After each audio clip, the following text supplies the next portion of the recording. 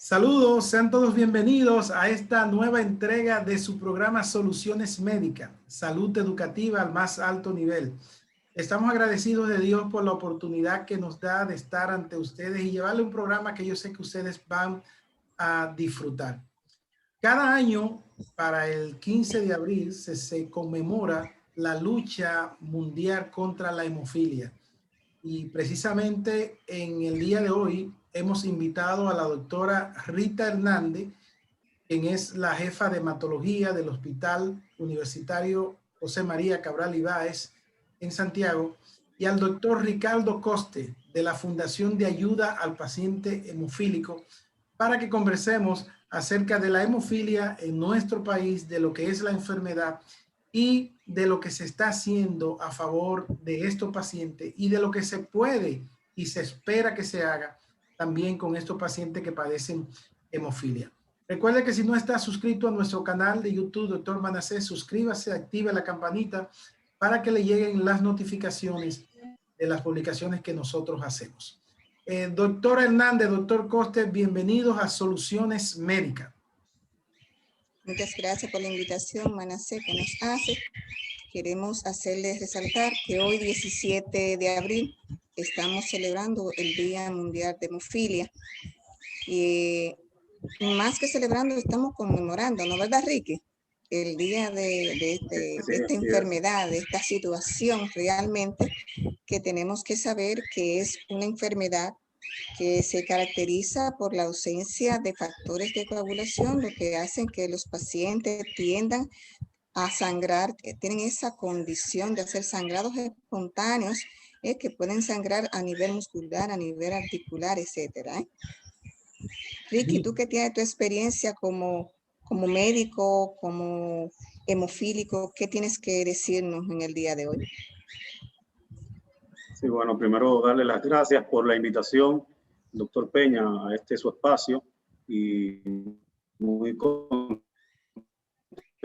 por estar compartiendo con usted, nuestra querida profesora de la Facultad de Medicina y también nuestra médico, nuestra doctora.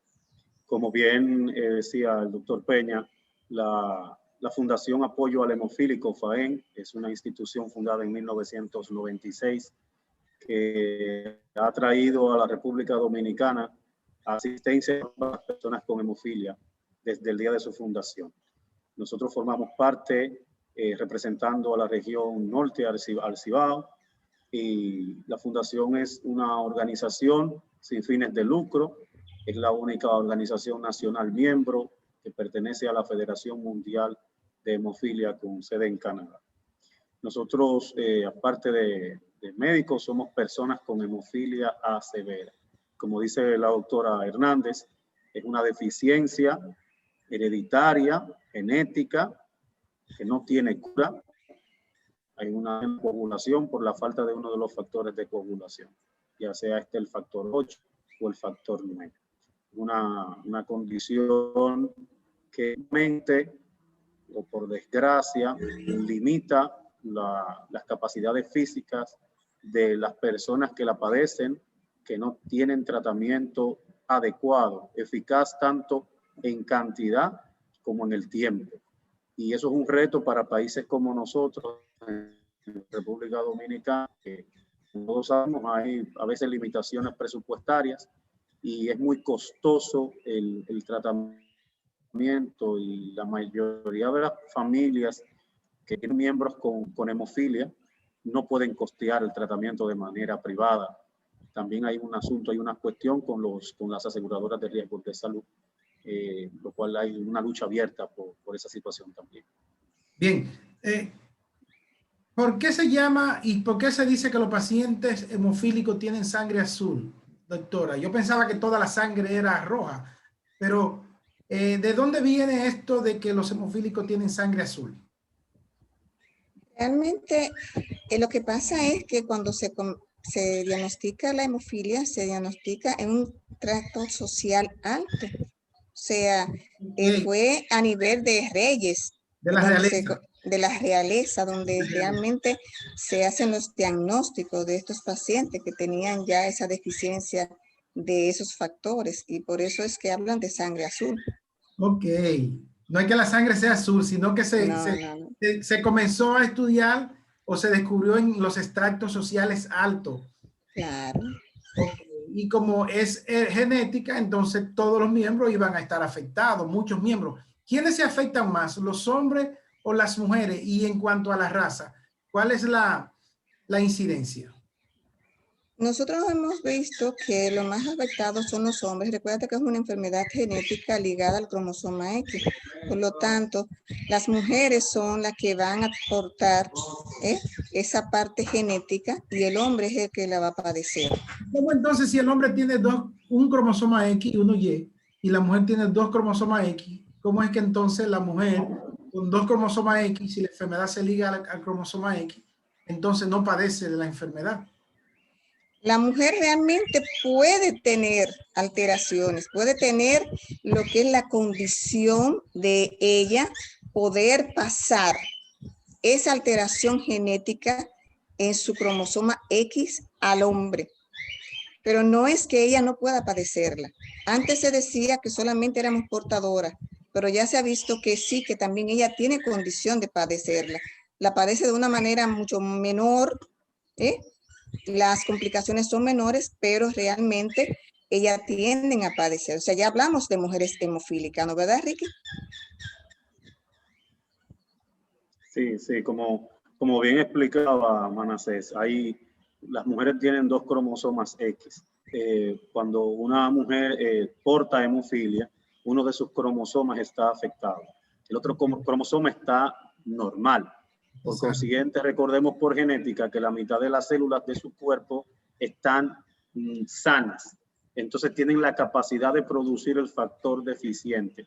Por eso muy bien, como acota nuestra querida doctora Rita Hernández, hay mujeres que la portan y que muchas veces no te manifiestan un sangrado, porque como tienen la mitad de su carga genética que la protege, que produce factor, se convierten a veces en portadoras sangrantes. Se hacen episodios cuando hay una cesárea, cuando hay una extracción de un diente, o bien cuando tienen su primer periodo menstrual y tienen los periodos menstruales más abundantes.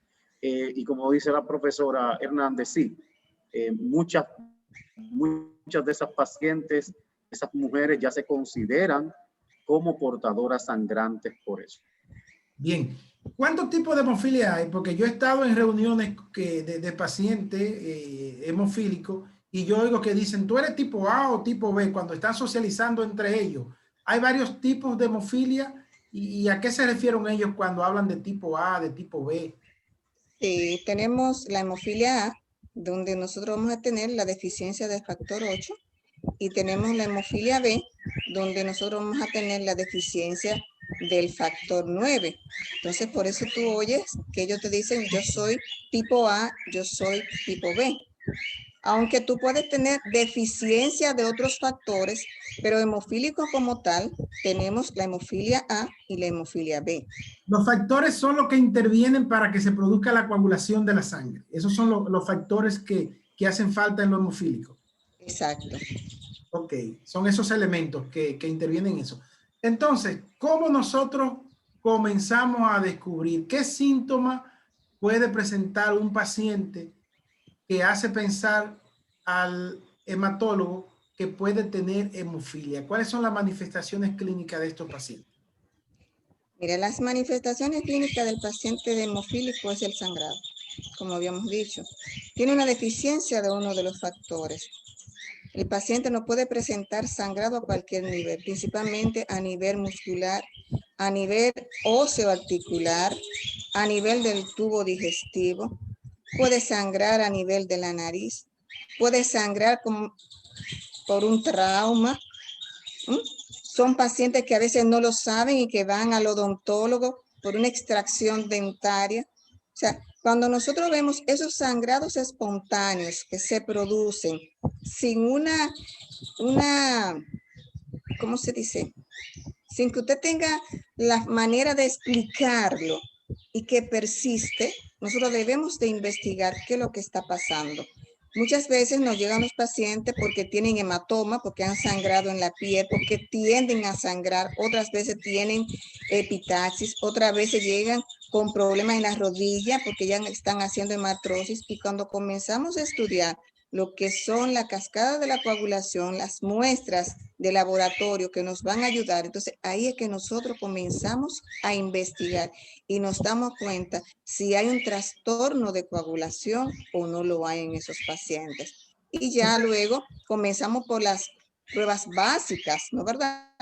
Tenemos dos pruebas básicas, uno que me mide lo que es la vía extrínseca, que es el tiempo de protrombina, y el tiempo parcial de tromboplastina. Dependiendo como nosotros encontremos, entonces nosotros comenzamos a investigar y hacer las determinaciones del lugar de esos factores que nosotros sospechamos que el paciente puede que tenga deficitario. Como el más frecuente de todos es el factor 8, casi siempre comenzamos haciendo la determinación de factor 8. Pero eso no significa que nosotros nos quedamos ahí. Lo ideal es hacer el panel completo. Muchas veces hacemos el panel completo para nosotros darnos cuenta dónde está el déficit. Y principalmente si la mujer es la que está sangrando.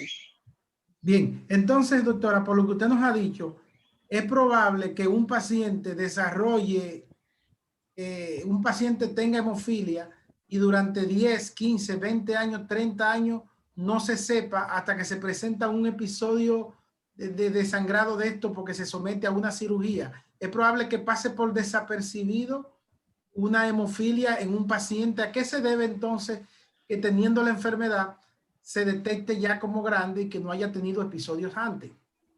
Mira, la hemofilia es una entidad muy clara y muy estudiada. O sea, tú tienes hemofilia leve, moderada o severa. Okay. Tú puedes tener una hemofilia leve que tú no hagas un sangrado constante, pero tú no vas a durar tanto tiempo para hacerte el diagnóstico realmente, porque en un momento dado, ese paciente puede tener un trauma, puede tener una extracción dentaria y puede hacer un sangrado que no se corrige en el momento con los medicamentos normales que nosotros podemos utilizar como un antifibrinolítico. Entonces, ahí nosotros tenemos que darnos cuenta que lo que está pasando y procedemos a hacer las pruebas de laboratorios pertinentes para nosotros poder decidir si tiene o no tiene. De ahí es que te decimos, siempre partimos de hacerle el tiempo de protrombina y el tiempo parcial de tromboplastina activado. Esto nos va a ayudar a nosotros a hacer el diagnóstico. Esos son los que menos sangran. Pero ya el paciente moderado severo es un paciente que da síntomas muy temprano y el severo da síntomas inclusive al momento del nacimiento. O sea que nosotros tenemos que saber en qué momento nosotros vamos a hacer el diagnóstico, pero es muy difícil que nosotros hagamos un diagnóstico muy tarde de un paciente que nosotros sospechemos que tiene hemofilia. Ahora, puede que el paciente tenga sus síntomas, que se trate y que posteriormente, luego de cierto tiempo, llegue al hematólogo y se le haga el diagnóstico, ¿no verdad, Ricky? Principalmente eso es leve. Sí, Así es. es bueno tener en claro esa situación de las diferencias, como usted dijo al principio, que hay una hemofilia A y una B, dependiendo si es el factor 8 o el factor 9. Y ahí uno parte, independientemente de cualquiera que sea la A o la B, del grado de severidad, porque el grado de severidad va a implicar muchas cosas. Como médicos, va a implicar que la manifestación clínica del paciente va a ser diferente. Una persona con una hemofilia leve tiende, como dice la doctora, a no sangrar tan frecuentemente como una persona con una hemofilia grave. Las personas con hemofilia grave, como es mi caso, que yo padezco hemofilia A severa, hemofilia grave o severa, como le dicen, podemos hacer un sangrado espontáneo en cualquier parte de nuestro cuerpo, ante cualquier esfuerzo, a veces hasta mínimo. Incluso si uno dura mucho tiempo de pie parado, puede hacer hemorragias en los tobillos. Para una persona que coagula normalmente, que no tiene esta condición, puede pasarle horas parado en un lugar y no pasa nada. Pero si nosotros que tenemos hemofilia A severa, una hemofilia grave, duramos 1, 2 o 3 horas parado en un lugar, podemos llegar a la casa con un sangrado. De hemorragias en lugares tan difíciles de tratar como el sistema nervioso central y el cerebro, que estas hemorragias ponen en riesgo la vida de los niños y se han llevado, por desgracia, le han quitado la vida a varios pacientes hemofílicos en este último año. Pacientes que han fallecido porque han tenido episodios hemorrágicos a nivel del cerebro y cuando han llegado al centro de salud en Santo Domingo, por ejemplo, porque son personas del sur, ya es muy tarde y han fallecido. Entonces es muy importante saber tanto las personas como el médico esa situación. Bien, entonces en el caso tuyo, Ricky, ¿a qué edad se te descubrió la enfermedad? Y porque algunas veces yo he escuchado madres que le dicen, mira, ese niño tuyo está sangrando a cada rato por la nariz, llévalo porque ese niño puede ser que sea hemofílico. En el caso tuyo se descubrió a una temprana edad. ¿Qué fue lo que pasó contigo? Sí, la hemofilia en mi caso, que no se iba a sospechar nunca porque no hay ningún familiar con hemofilia por la línea materna. Parece que es una mutación genética. Eso también es importante mencionar, que más del 85% de las hemofilias son heredadas, pero entre un 5 y un 15% pueden haber mutaciones genéticas. O sea, una mutación nueva en la familia, no se sabe por qué, y un varón puede tener hemofilia. Ese es el caso Entonces, tuyo. a los 6 meses de edad, mi madre me lleva preocupada. Sí, es mi caso. En nuestra familia se han hecho estudios y no hay una herencia de hemofilia por la línea materna. Y como sabemos, los padres no transmiten por el cromosoma Y ninguna enfermedad. Siempre es por la madre. Entonces, a los 6 meses de edad, mi madre me lleva donde mi pediatra, nuestro querido profesor, el doctor Erasmo Vázquez, al cual le deseamos pronta recuperación, que está pasando por un momento de salud difícil. Y el doctor Erasmo Vázquez le dice a mi madre, ¿por qué tú lo traes? Y ella le dice, mira, tiene muchos hematomas en los muslos, en el cuello, en los brazos. Y él hace la historia clínica, le pregunta, dice, bueno, este muchacho puede tener una situación coagulatoria. Y ella le dice, ¿cómo así? ¿Qué pasa? Sí, este muchacho puede tener una enfermedad que se llama hemofilia. Pero nosotros aquí en La Vega no tratamos eso. Hay que mandarlo a Santiago, donde un pediatra hematólogo, donde un hematólogo que sepa de eso, porque es una condición que si no se trata le puede quitar la vida a su hijo. Entonces ahí comenzó el periplo, como yo le llamo, de mi madre, la lucha de mi madre por conocer sobre la hemofilia y por buscar ayuda y asistencia para que llegáramos hasta el día de hoy. Bien, entonces en el caso, doctora, del doctor Coste, que es varón, los hijos de él estarían libres de hemofilia. Ahora, los nietos de él sí podían tener hemofilia. Bueno, en el caso de Coste, Sí, pues Coste no va a dar hijos hemofílicos porque está ligado al cromosoma X. Es la mujer la que tiene el problema, ¿me entiendes? Ahora, él tiene una condición genética. Entonces, ahí tendríamos que estudiar la parte genética de los hijos de Coste, si ellos heredan esa condición. Esa condición, sobre todo las niñas. Porque si se ha investigado entre toda la familia y no hay, entonces esa mutación genética que se ha descubierto, que él la tiene, no lo sabía, o sea, ahora que se está hablando en los últimos tiempos de esas mutaciones, podrían heredarlo sus hijos. Pero por la parte de cómo se hereda a nivel cromosómico, no. Porque es la mujer la que realmente es la que es la portadora de ese gen. ¿Cómo está la incidencia de hemofilia en nuestro país? ¿Cuántos pacientes hemofílicos tenemos? ¿Tenemos un control de eso? Y es probable que hayan pacientes hemofílicos que no se sepan y que anden por ahí caminando y circulando de forma normal. Te lo voy a dejar a ti, Ricky.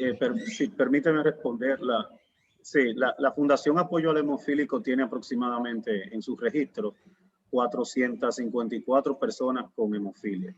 Okay, recordemos también que hay otro trastorno de coagulación como la enfermedad de von Willebrand. Eso en el país.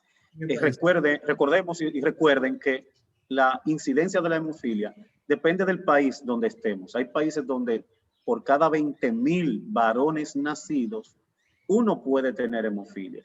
Pero hay otras poblaciones donde hay 5,000 nacimientos de varones, uno puede tener hemofilia. Entonces, Si nos vamos si nos vamos a esas estadísticas, aquí aproximadamente entre 10 y 11 millones de habitantes, podemos esperar aproximadamente 1.000 o 1.000 y tanto, 1.100, 1.200 personas con hemofilia. Pero, así como tú O sea, que es mencionas, probable que hayan hay 600 personas que por ahí, probablemente... que hayan 600 por ahí que sean hemofílicos. Sí, o sea, nosotros hablamos de que hay un subregistro realmente, que hay mucho más, deben de haber mucho más hemofílicos, porque hay familias que son hemofílicas, que no están registrados. Y nosotros siempre hablamos de que hay un subregistro en República Dominicana, aunque según la Federación Mundial, como decía Ricardo, estamos contando ahora mismo que hay unos 470, creo, si mal no recuerdo, hemofílicos registrados entre A y B, siendo un 80% los hemofílicos A y un 20% los hemofílicos B, sin dejar de contar otras alteraciones que hay, como la enfermedad de von Willebrand, que en eso nosotros no lo tenemos en esa estadística, pero sí sabemos que hay un subregistro. De ahí decíamos que hay muchos pacientes que nosotros sabemos que hay familias que son, por ejemplo, en la región de La Vega, Ricky me corrige, Jima, Rincón, por ahí hay un grupo de pacientes hemofílicos que hay que estudiarla y hay que estudiar las madres portadoras. En Constanza hay también familias que también son hemofílicos severos y también hay portadoras. También si nos vamos para el área de Dajabón, de Montecristi, de Puerto Plata, estamos hablando de nuestra región, de nuestra 14 provincias, donde nosotros tenemos hemofílicos y uno lo va viendo por los apellidos. Por ejemplo, nosotros decimos la familia Ortiz, desde que decimos Ortiz, de una vez decimos, eso hay que estudiarlo, porque la mayoría de Ortiz están entre Bonao y Constanza, como diría el maestro Tolentino. Sí. Eso tienen problemas. Los santos que están en Jima por ahí tienen problemas. Pero nos vamos con los esteres que están, ¿me entiendes? Cotuí, que también tiene santos. Bueno, yo voy a tener que hacerme entonces un día, hago una prueba porque yo soy santo y mi abuelo era de por ahí, ¿verdad? Entonces, tú vas estudiando y te vas dando cuenta que si no se hace un estudio epidemiológico, no vamos a encontrar las portadoras, pero podemos encontrar muchos más hemofílicos, que pueden que no sean severos, que sean leves y que se estén tratando solos, ¿me entiendes? Entonces, por eso hablamos de que hay un subregistro. Si nos vamos al sur, también hay un número importante de pacientes hemofílicos. Y una de las cosas que nosotros tenemos y que la federación está luchando, la FAEN también, es tratar de nosotros captar esas madres que puedan ser portadoras de hemofilia. Bien. ¿Qué se está haciendo en la República Dominicana? ¿Cuáles provincias tienen capacidad para tratar la enfermedad?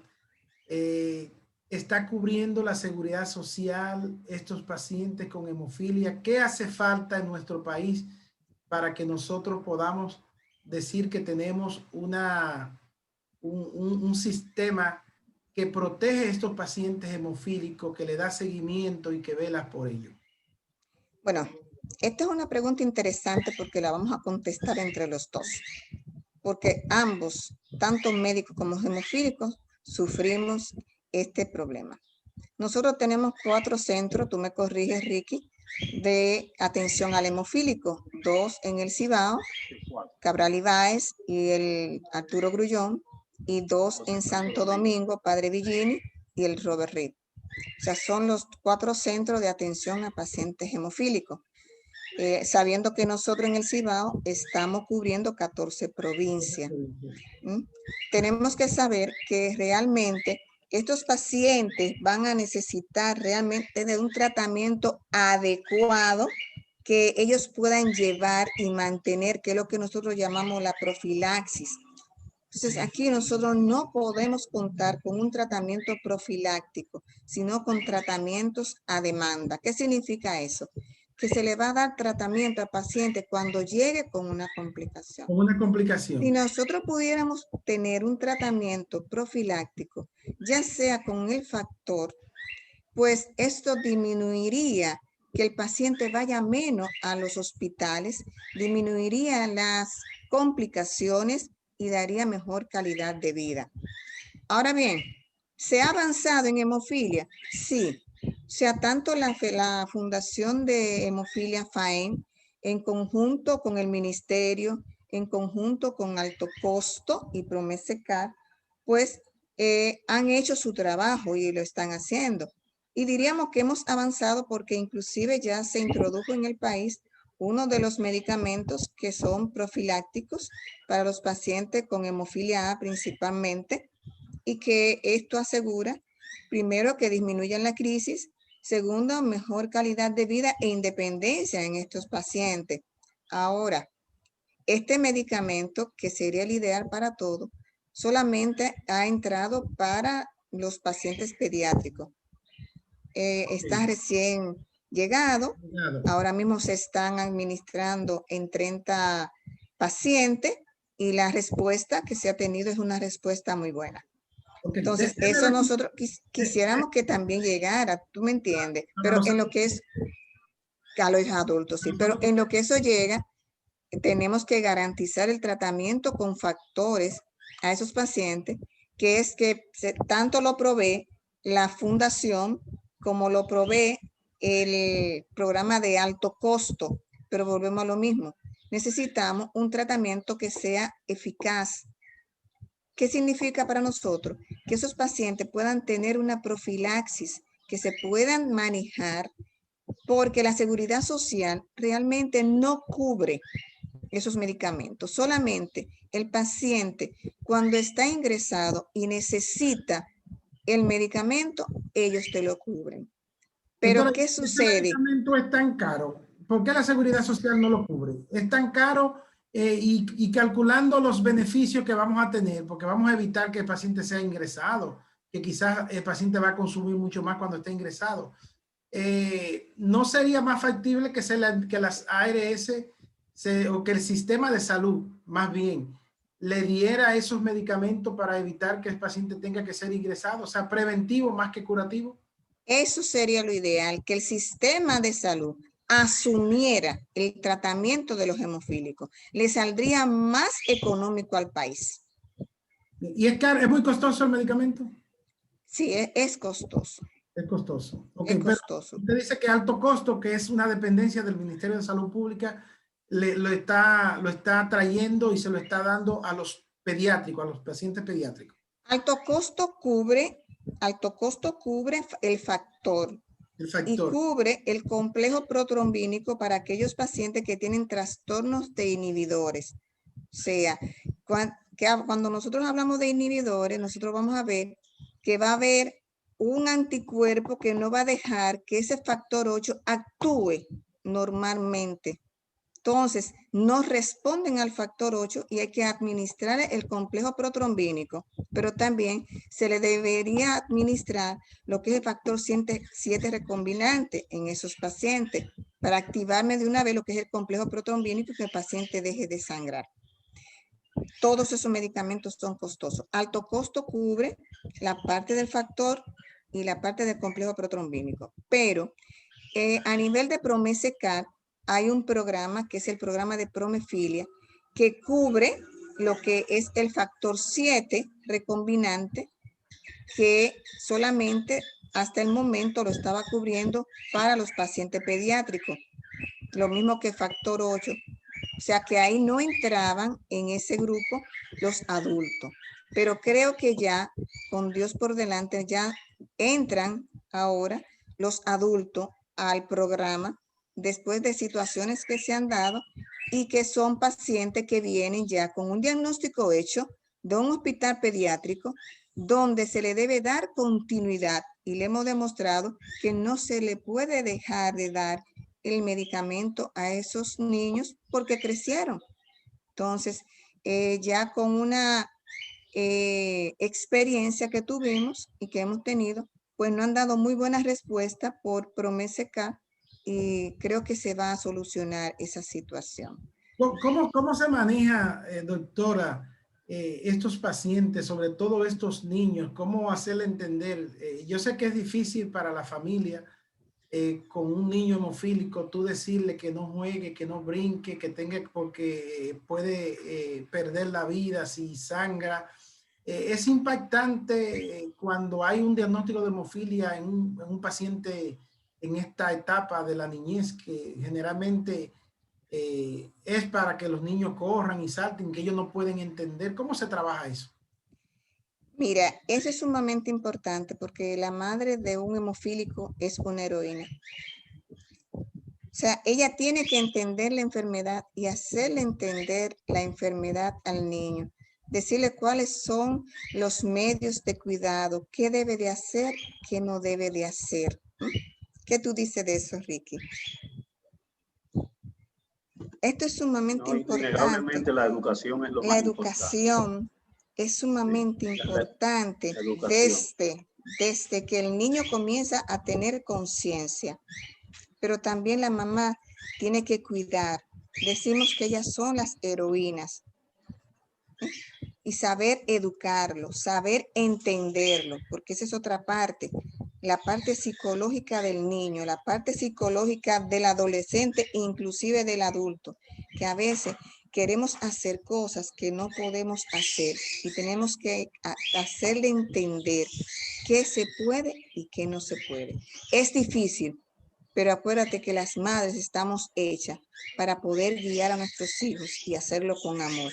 Y una de las cosas que tiene la fundación es que trabaja en consonancia también con los padres. O sea, somos un equipo multidisciplinario donde los padres también forman parte de la educación de esos niños, de ayudarnos a nosotros a que ellos entiendan cuáles son las cosas que pueden hacer, cuáles son las cosas que no deben hacer. Es así, como dice la doctora brevemente, es así. Mira, yo siempre he dicho que la hemofilia la tratan dos personas o dos equipos. El equipo de madre y familia y el equipo médico de los hospitales. Un equipo médico en el hospital puede ser excelente. Tenemos la doctora Solis en el Arturo Grullón, tú puedes tener a la doctora Moya en el Robert Reed Cabral, a la doctora Joanny Taveras en el Padre Villini, tú puedes tener a la doctora Rita Hernández en el Cabral Ibáez, que son excelentes equipos médicos, pero si tú no tienes la formación y tú no tienes el acceso a tener una madre educada y empoderada, las cosas se te pueden salir de control. Porque recuerda que los pacientes no vivimos en el hospital, visitamos los hospitales, pero vivimos en la casa, con la familia. Entonces, por eso la importancia de formar a las madres. Y quiero acotar una pequeña parte que la mencionó la doctora Hernández. Y ustedes también lo mencionaron, la profilaxis.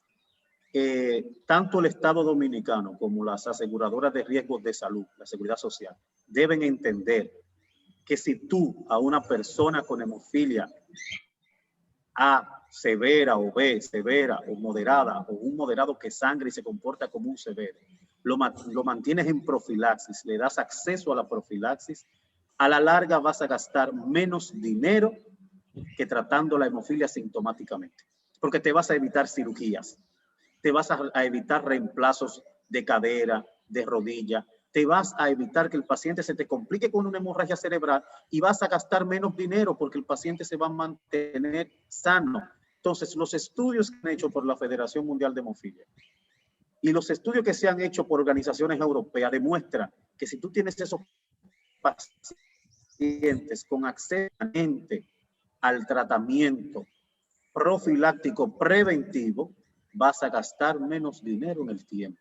Y eso hay que hacerlo ver y enseñárselo tanto al Estado Dominicano como a las aseguradoras de riesgos de salud. Recordemos que el factor 8 y el factor 9 se encuentran dentro del catálogo de medicamentos básicos de salud. Pero como bien menciona la doctora Hernández, los seguros, las aseguradoras, solo quieren proveerlo cuando tú estás interno. Y tú no eres hemofílico solamente cuando estás interno, tú vas a ser hemofílico siempre. y necesitas tener ese tratamiento de manera preventiva, profiláctica. Es así. Bien. Doctora, viendo a Ricardo, entonces podemos decir que el hemofílico puede tener una vida normal, con su longevidad normal, con expectativa de vida igual que cualquier miembro de la población. Así mismo. Así es. ¿Verdad que Así sí? es. Entonces, Claro que sí. de verdad que necesitamos un mensaje final a la población, a esas madres que en un momento dado le puede ser diagnosticado, a esa familia que en un momento dado puede ser diagnosticado de que hay un paciente hemofílico, un mensaje de esperanza de ustedes como parte tanto del cuerpo médico como de la Fundación de Ayuda al Paciente Hemofílico que le podamos llevar en estos momentos. Bueno, decirle a las madres de los pacientes hemofílicos que la hemofilia es una condición que tenemos que saber y aceptar a nuestros hijos, educarlo, concientizarlo, llevarlo a su médico cuantas veces sea necesario y unirse a nosotros, unirnos a una sola voz y pedir que sus medicamentos estén asequibles por el sistema de salud, por el sistema de las aseguradoras, que como decía Ricardo, si nosotros logramos mantener a esos pacientes en profilaxis, nosotros vamos a evitar que se gaste menos, que haya una mejor calidad de vida en esos pacientes y que ellos puedan vivir una vida normal y se puedan desarrollar como personas normales. Ricardo. Un mensaje, Ricardo. Bien, quiero decirle a todas las madres y las personas que intervienen en el cuidado de las personas con hemofilia, que como bien dice Manasés, podemos tener una vida normal. Tenemos nuestras limitaciones físicas, correcto, eso es así, pero podemos tener una vida normal. Tenemos que ir a la escuela, tenemos que ir al colegio, tenemos que formarnos, tenemos que tener ya sea una profesión técnica o universitaria, pero tenemos que ser personas capacitadas que podamos darle provecho a nuestra sociedad. Yo conozco muchos hemofílicos que son ingenieros, que son ingenieros en sistemas, que son arquitectos y son personas valiosas para esta sociedad, que hay que proteger a la persona con hemofilia. Bien. Hay que darle asistencia y hay que darle tratamiento. Bien, excelente, Ricardo. Agradecemos a la doctora Rita Hernández, hematóloga, jefa de servicio de hematología del Hospital José María Cabral Ibáez, a Ricardo Coste de la Fundación de Ayuda al Paciente Hemofílico, su comparecencia esta noche en nuestro programa. Gracias por habernos permitido invadir la privacidad de sus hogares para llevar estas valiosas informaciones.